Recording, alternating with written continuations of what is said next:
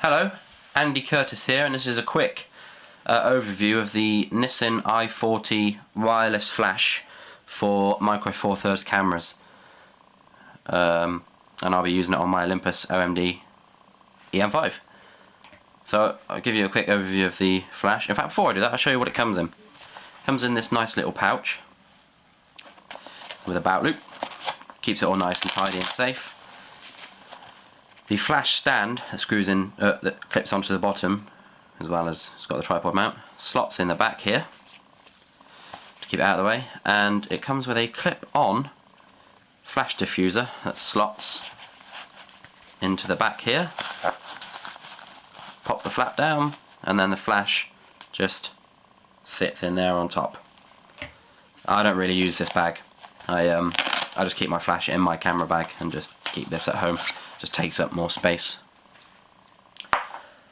So this is the flash, the Nissin i40. You've got the video light there on the front, two bright LEDs, infrared sensor for slave mode when the on-camera flash goes off, and the AF assist lamp there for when it's in manual mode or automatic mode and the camera decides what exposure to do it at, rather than TTL, where it's through the lens, where the camera tells the flash where to go. So it takes four AA batteries, AA batteries, slot into the side here. Just be careful with this door, it is a bit loose.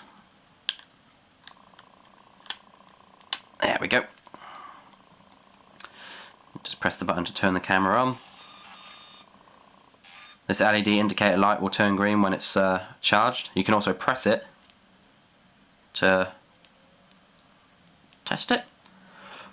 If I show you it in manual, put it onto full power, and flash it off, it will turn red while it's recycling, and in full power it takes a couple of seconds, as you can see. There we go.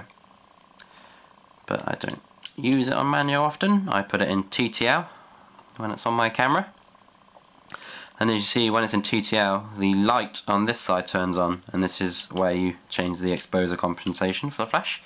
And in manual, the light pops onto this side, and then you can adjust all the settings manually, so full power and down to 1/256. On the front, you do have a pop-out diffuser, nice simple one on a spring that just slots back in, and when you're in manual mode, this bounce card is where you control the manual zoom. But you see, it's also a bounce card. Tilts all the way up, and as well as that, it spins 180 degrees in both directions. It's nice and tight, doesn't feel loose. Nice, it's well built. And I'll show you. This is the clip-on diffuser that just snaps on the front there. And as you can see, you can still use the manual zoom. This little notch lets you. That's it. You can see magnets here.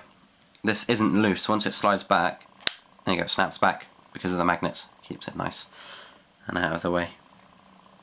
I'll show you it on the camera. When you take it on and off of this stand or on the hot shoes, you want to press this button when you put it on and off. Otherwise, you risk damaging the pins. So just slot it onto my EM5, like so, and you'll hear the motor in the flash move when it's ready. It's on there nice and stable, doesn't feel loose. So that's it on the EM5. Doesn't look massive at all like some other lenses, flashes you can get for it. It fits the micro four thirds format really nicely. I've got my 45mm lens on here, I absolutely love it. So let's put it back into TTL, it is, and fire off a few shots.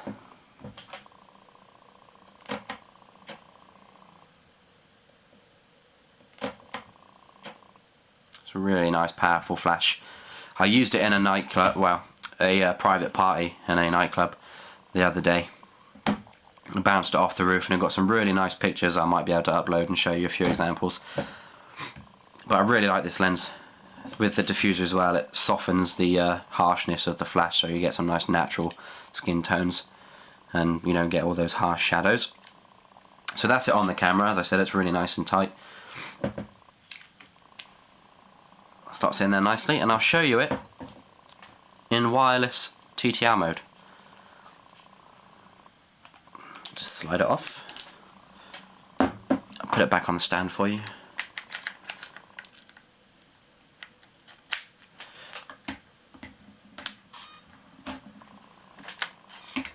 Tilt it up. Now you do need the clip-on flash to set it off in wireless mode. That's the RC transmitter. Set the back of the Nissin flash to, I'll just put it on channel A now. You can see you can A, B and C. You can have up to 3 channels, which is the same as on the back of the Olympus. Just in case you don't know how to, I'll show you how to turn RC mode on. So you want to go into menu, down to the second camera settings, and you can see down there RC mode, and just turn it on. And then to control the flash in camera, you just press the OK button, and it pops up this little super control menu for the flash. Pop the flash up, bring it up again, and there you can now see that channel A isn't greyed out. So I've got it on. I'll drop the exposure, it's on 2 for some reason. Yep. And you can watch the Nissin flash when I fire the shutter. I'll cover up that so it's not obvious.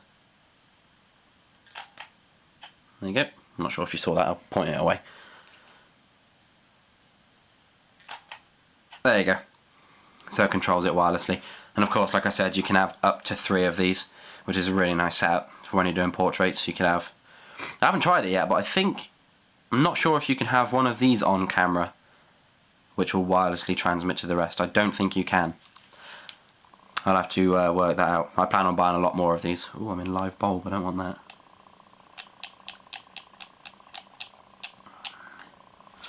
One more time. There you go, really nice.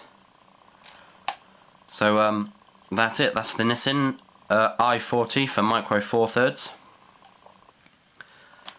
It suits the EM5 really nicely, as it will the EM10 and the EM1 and the EM5 Mark II and most other Micro Four Thirds cameras. I would show you it on a pen camera, but that's what I'm using to video now. It is a bit more bulkier than it would be on, you know, the OMD series, but it still looks really nice. Anyway, thank you for watching. If you have any questions, just comment below, and I'll get around to answering them as quickly as I can. Thank you very much.